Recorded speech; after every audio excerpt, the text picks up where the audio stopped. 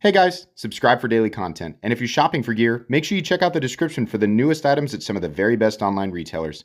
There's also links for some of the items that I personally recommend. Thanks! What's going on YouTube? Metal Complex here, and today I've got a short little knife review slash knife overview to share with you guys. This is the Kizer KUH, not KUM. I'm still sorry about that. Thanks so much to Kizer for sending this knife in for review. Thanks so much to my patrons for supporting me.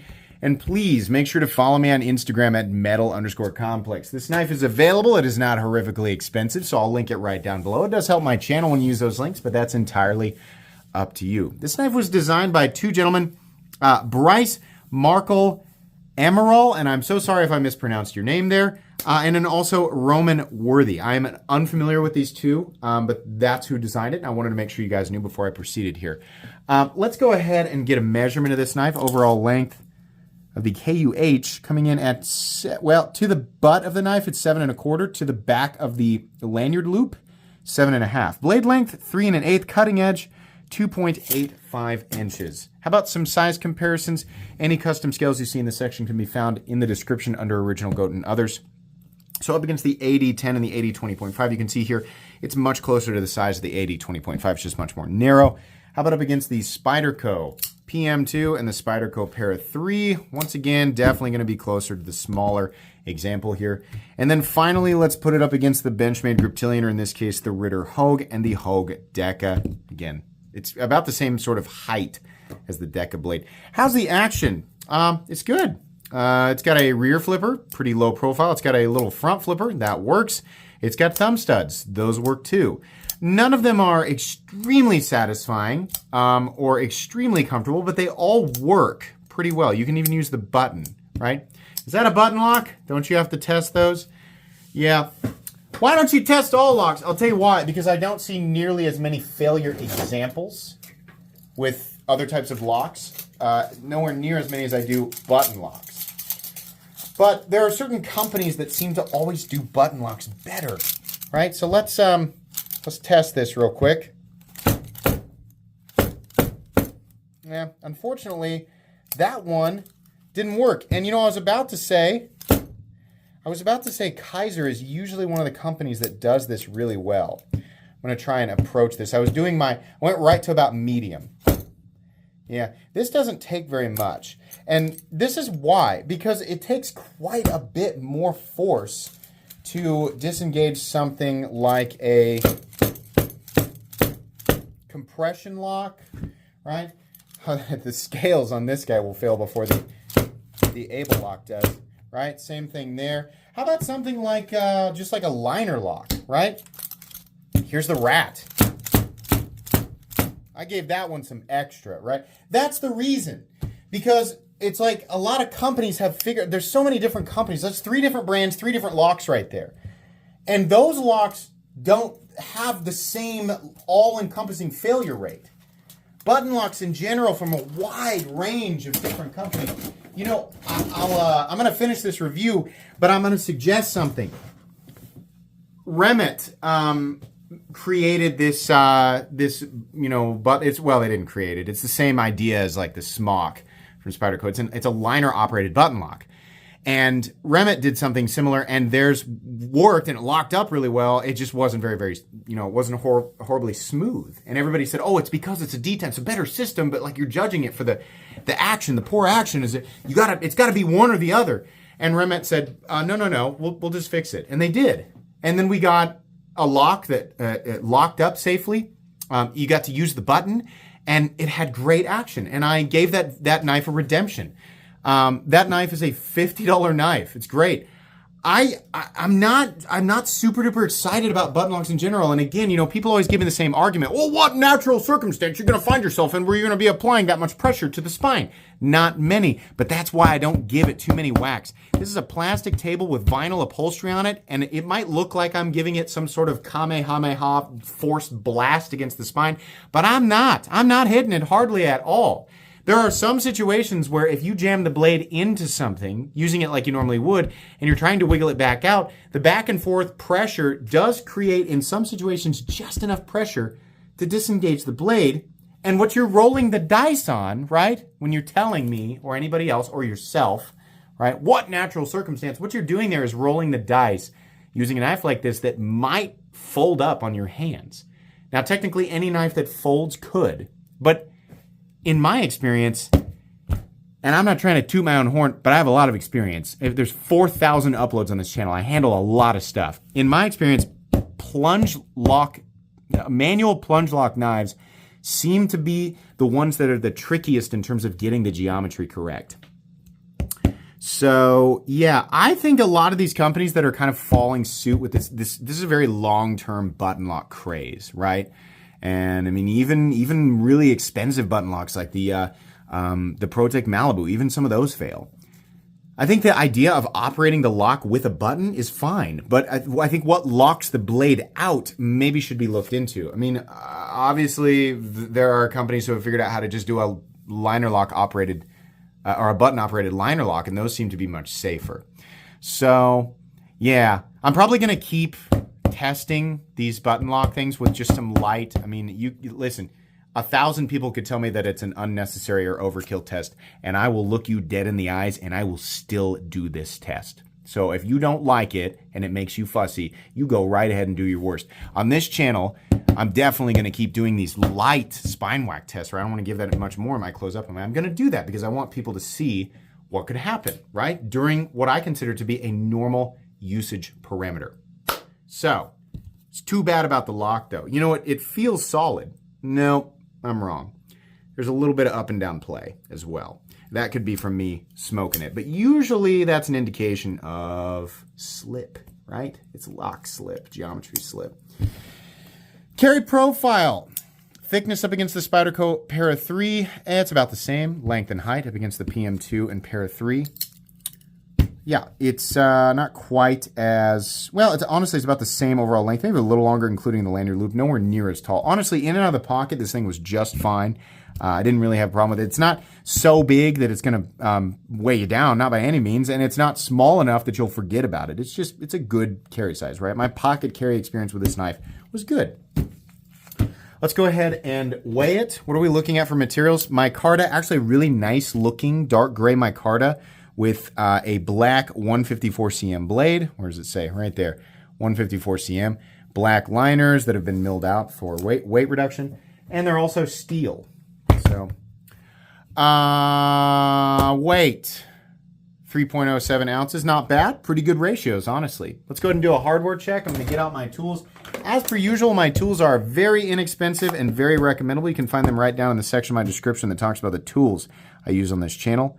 So the pivot here is a T8. The pocket clip screw is a T6, and that's it. Underneath here is likely another T6 screw going through to the standoff. So yeah, minimal hardware, and it's T6, but oh well. As long as you have the right tools for the job, you should be good to go. Let's go ahead and measure the blade stock thickness, which is going to prove a little tricky because my calipers, there they are. I never put these things back. I never put these things back in the right place. There we go. 107 thousandths, pretty thin blade. All right. So my carry experience with this knife, which was just on and off for a couple of days. I try to make this known. Like I've always tried to do this every few uploads. I try to tell people like what goes into these reviews. I'm a regular dude. I don't go out and like try to survive, right? I'm fine just surviving, like walking around my house and just going about my day. So I just carry this knife and use it the way that I would. And I use it for things as they, present themselves, like opening boxes or packages, right? Now in that setting of usage, I'm very unlikely to put pressure on the spine. Very unlikely, right? But I mean, put enough monkeys in a room and give them infinite time and they'll write Shakespeare. Is that how it goes, right? Anything that can go wrong will go wrong. That is a real thing, right? So we are rolling the dice on it. Eventually, right, in my life that consists mostly of opening packages that contain other knives, eventually there'll be just the right circumstances where this could fold up on my hand, right? Now, technically that's the same with anything, right? It's just, it'll take a knife like this, it'll take longer. It'll take longer for that to happen. I'm much less likely to have that happen to me because it's got a stronger locking system or a more secure locking system. That's why you just use a fixed blade. Then that's fine. Use a fixed blade, right? We know. Some of us want our knives to fold up so they go in the pocket, right? But you do you. That's what you sound like. I'm sorry, I make myself laugh. When I read comments like that, that's how I read them, right? But anyways, there's going to be so much garbage in the comments under this video. Yeah, I didn't use it in a way that's really going to put a lot of pressure on the spine, but eventually you will, right? And when that day comes, it could be the difference between a $400 hospital bill and not a $400 hospital bill, right? But just using this like a normal knife and putting pressure on the blade as you're supposed to, it did fine, right? The blade's not necessarily the most slicey thing in the whole world, but it's a good universal utilitarian blade shape for light to medium duty, mostly light duty tasks, right? And it works. It was easy to get in and out of the pocket. It was easy to deploy, right?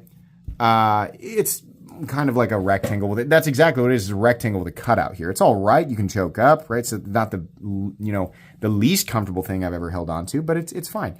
And, a lot of people look at stuff like this and say, oh, it's super stylish because the blade completely disappears inside the handle except for the area that you're meant to use to deploy it, right? That's kind of cool. It's not the first time I've seen it, but sure. It's kind of cool. It has its own look. The blade is sharpened very well. It's nice and sharp. 154 cm is one of my favorite, relatively inexpensive compositions. It's got a nice fine grain structure, reasonable edge retention, reasonable toughness. It's stainless and it's very, very easy to touch up. Really well-rounded, good stuff there.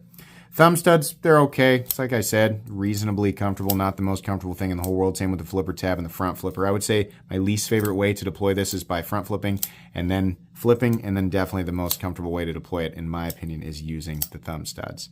So there is a lanyard thing. It's right here. It's only on one side. That's interesting. But hey, you know what? It works. There's also a filler tab that you can remove, and you can take the pocket clip off and flip it over for a left-handed carry experience, which is just fine. Lefties, if you're going to use this, as you're choking up on it, there's a chance that you can choke up so hard that it actually disengages the knife because the pad of your index finger is actually on the button.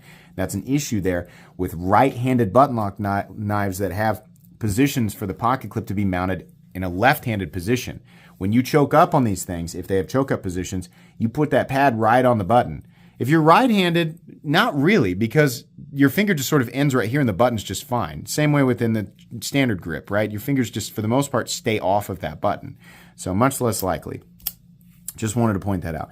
But it's nice that they offered a lefty carry position. So nested clip and nested screws, that's nice. In and out of the pocket is all right. This bill is a little bit too long for my taste, and it might get hung up on thicker pocket seams, but really, that's a pretty nitpicky thing, right? No left and right blade play, but definitely a little tiny bit up and down. I can feel it click, click, click, click, click, just a little bit.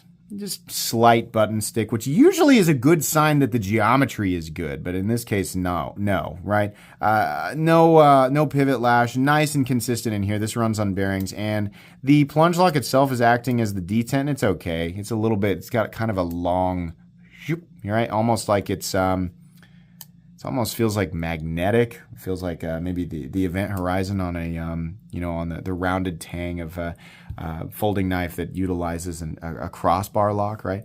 But it's fine. It does the job. I mean, you're going to have to swing it pretty hard to get the blade to come out. I mean, I can do that with almost all of my pocket knives. We also have perfect centering.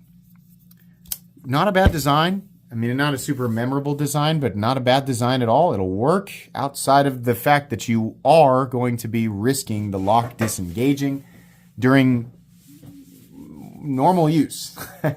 If you only ever put pressure on the blade and you are extremely cognizant of this, I mean, you are so spatially aware, so perfectly spatially aware, you can dedicate 100% of your mental capacity at all times to making sure that no pressure ever, comes in contact with the spine. Then, you know what? You will never have this close on your hand. And the truth is, I know that hardly anybody who left their furious complaints down in the description or down in the comment section, I know that almost none of them made it to the end of the video. The truth is that most of you will never, ever have a knife like this, even with a button lock that was tested on the Metal Complex YouTube channel and it failed. Even if you buy this knife and you continue to use it, you'll probably never have that happen to you unless you're really, you're really in that specific circumstance. But the fact is that this happened. My spine whack tests are not known for being aggressive, right? I put the gauntlets on to be funny. That's a pretty light spine whack test, right? I do that on purpose. It doesn't mean anything if you go and put heavy-duty gloves on and you give it a freaking Major League Baseball swing against a railroad tie. That doesn't mean anything, of course, right? A few little light taps on a plastic table and some vinyl upholstery. Gloves or no, gauntlets or no gauntlets, that's it should be able to survive that, right? So that's a no from me. How much is it? It's $76, right? Which is also kind of a bummer. I can't call it a budget knife. And honestly, had it survived the spine whack test, I would have said, yeah, this is pretty good, right? Doesn't blow me away for price, doesn't blow me away for design, but it's good enough. That's what I would have said. So there you go. That's going to be pretty much it from me today. Please make sure to follow me on Instagram at metal_complex. If you enjoyed this video, leave a like. If you'd like to check out my other content, I do, of course, have lots of videos of knives that are either expensive or inexpensive that I do or don't like, so check those out. And if you enjoy all my content, go ahead and click on that Metal Complex logo right there and subscribe because there's definitely more coming. Thanks again for watching, everybody, and have a great day.